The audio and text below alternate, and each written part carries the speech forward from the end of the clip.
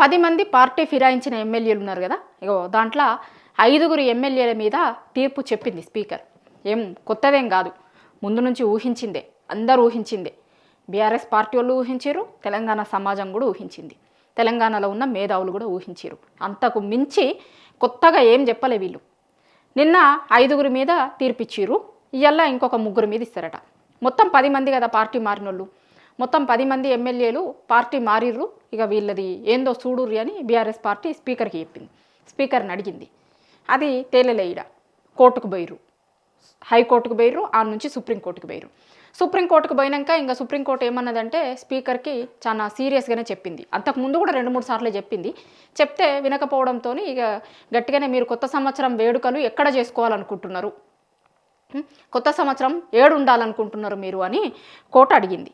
అడిగిన తర్వాత ఇక వారం 10 రోజుల నుంచి రోజు కొంతమందిని పిలుస్తున్నారు, ఇన్వెస్టిగేషన్ అని చేస్తున్నారు. అట్లనే బీఆర్ఎస్ పార్టీ వాళ్ళు కూడా వాళ్ళు పార్టీ మారిర్రు అని కంప్లైంట్ ఇచ్చిర్రు కదా, వాళ్ళని పిలిచిర్రు, క్రాస్ ఎగ్జామిన్ చేస్తే ఇక మొత్తం నడుస్తూ ఉంది అది కథ చాలా రోజుల నుంచి.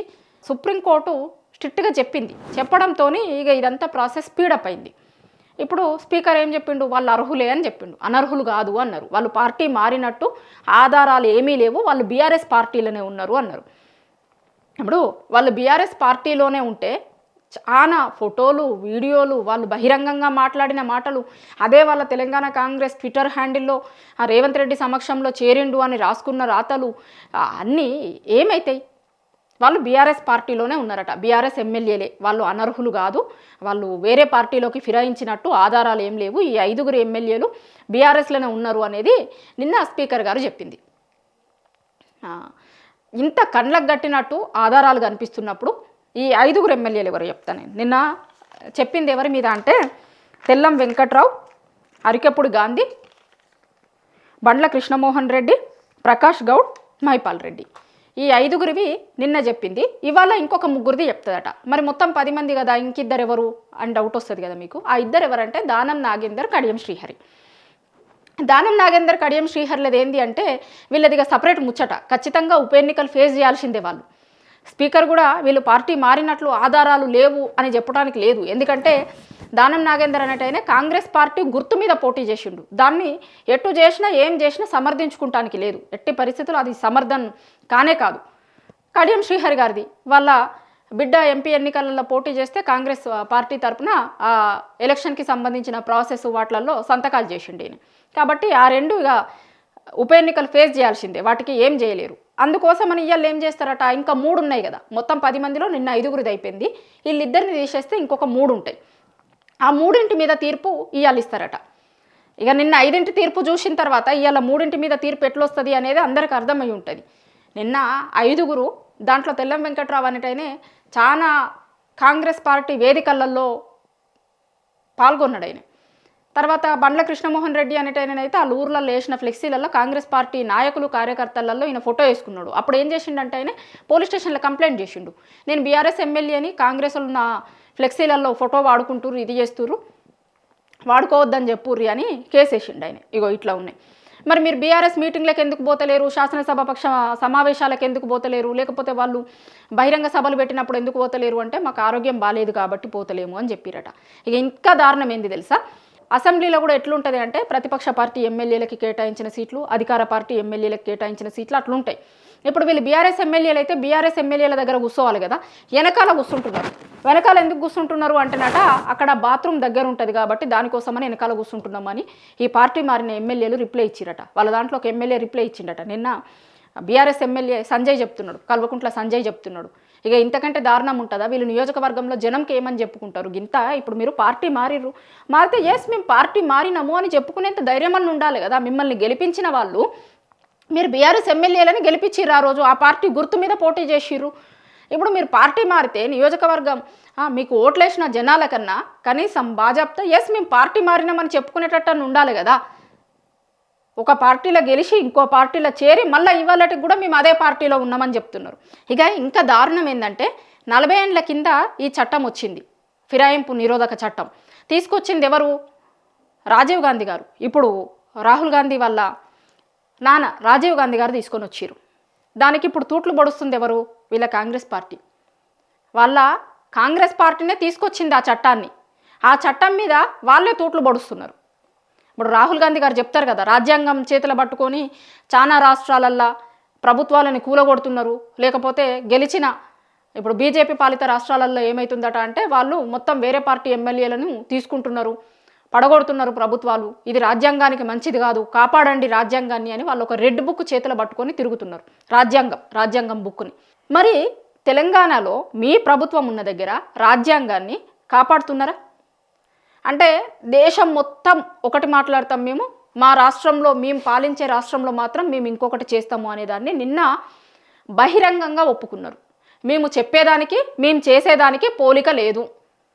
ఇప్పుడు వేరే పార్టీల మీదనైతే మేము మాట్లాడతాం కానీ మా పార్టీ చేసేదాని మీద మేము సమర్థించుకుంటాం, అట్లనే ఉంది. మరి నిన్న సమర్థించుకున్న లెక్కనే ఉంది కదా.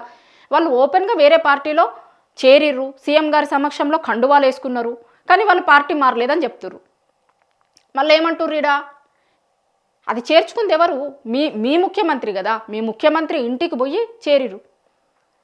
మీ ఇక్కడ ఉండే కదా అప్పుడు ఇన్ఛార్జు మీనాక్షి నటరాజన్ గారి కంటే ముందు దీప్దాస్ మున్షి సమక్షంలో చేరిరు, కండువాలు వేసుకున్నారు.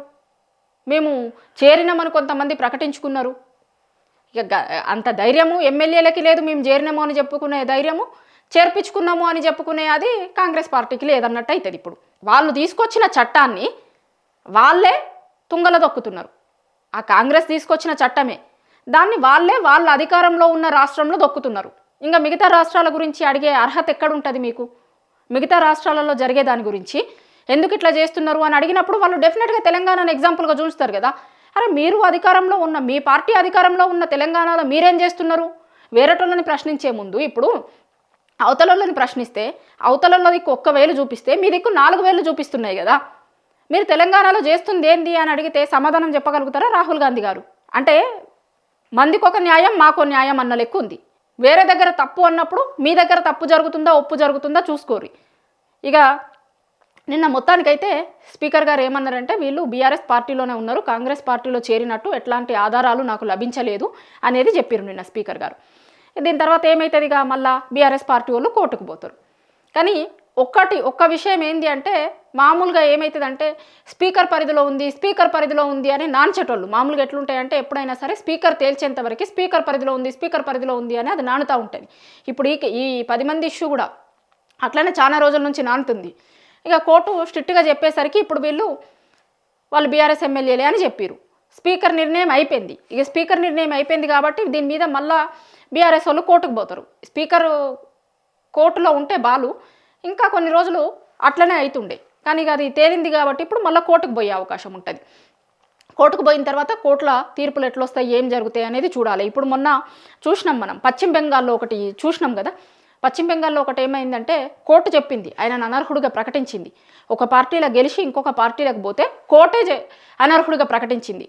కోర్టులు కూడా చేస్తాయి. ఇప్పుడు స్పీకర్ దగ్గర ఉన్నన్ని రోజులు ఇట్లాంటి చెప్పడానికి ఉంటుండే, మళ్ళీ కోర్టులు ఎట్లాంటి నిర్ణయాలను ఇస్తాయి, ఏం చేస్తాయి అనేది చూడాల్సి ఉంటుంది. ఇప్పుడు కోర్టుకు పోతాయి వీళ్ళు, హైకోర్టుకు పోతారా, సుప్రీంకోర్టుకు పోతారా, ఎట్లుంటుంది, ఇక వాళ్ళు లీగల్గా ఎట్లా తీసుకోబోతున్నారు అనేది ఇక ముందు తెలుస్తుంది. ముందు పోతారు. ఇది మేము ఇడిచిపెట్టేది కాదు, ఇడిచిపెట్టము అని బీఆర్ఎస్ వాళ్ళు ఆల్రెడీ చెప్పారు. నిన్న చెప్పినట్టున్నారు. వాళ్ళ ఎమ్మెల్యేలు కొంతమంది అసెంబ్లీలా మాట్లాడిరు, ఆ అసెంబ్లీ ప్రాంగణంలో మాట్లాడినప్పుడు మేము కోర్టుకు పోతాం ఈ నిర్ణయం మీద అనేది చెప్పారు. స్పీకరు కోర్టుల నుంచి బయటకు వచ్చింది, వాళ్ళు అర్హులే, వాళ్ళు బీఆర్ఎస్ పార్టీలోనే ఉన్నారు, పార్టీ ఫిరాయించినట్టు కాదు అని స్పీకర్ చెప్పారు. కానీ కోర్టులో తేలాల్సి ఉంటుంది. ఈ ఆధారాలన్నీ బీఆర్ఎస్ పార్టీ కోర్టుకు కూడా ఇస్తుంది. మరి కోర్టులు ఎట్లా చెప్తాయి, ఏం చేస్తాయి, ఈ 10 మంది ఎమ్మెల్యేల అనర్హత పిటిషన్ ఏముండబోతుంది, ఏం జరగబోతుంది ఫ్యూచర్లో అనేది కోర్టులలో ఏం తేలుతుంది అనేది చూడాలి. ఇప్పటికైతే స్పీకర్ ఏం చెప్పిండంటే వీళ్ళు బీఆర్ఎస్ పార్టీ ఎమ్మెల్యేలే, పార్టీ ఫిరాయించినట్లుగా ఎట్లాంటి ఆధారాలు లేవు అనేది నిన్న స్పీకర్ గారు చెప్పిన నిర్ణయం.